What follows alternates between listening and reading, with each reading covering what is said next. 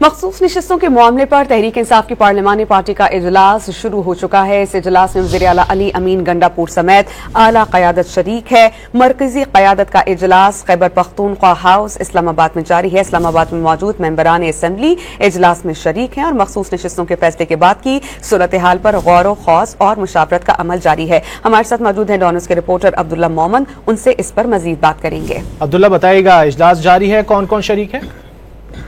जी बिल्कुल, supreme court का फैसला आने के बाद पाकिस्तान तहरीक इंसाफ का पार्लिमानी पार्टी का बाज़ाब्ता इजलास आज इस्लामाबाद में हो रहा है। खैबर पख्तूनख्वा हाउस में ये इस वक्त ये इजलास जो है वो शुरू हो चुका है और इजलास की सदारत जो है अब वो वज़ीर आला अली अमीन गंडापुर कर रहे हैं, जबकि इसके साथ साथ पार्टी की दीगर क़यादत जो है वो भी खैबर पख्तूनख्वा हाउस इस्लामाबाद पहुंच चुकी है और इस्लामाबाद में मौजूद मेंबरान असम्बली इजलास में शरीक है। इसमें मेंबरान कौमी असम्बली और सूबाई असम्बली भी शरीक है, जबकि PTI की मरकजी क़यादत भी है।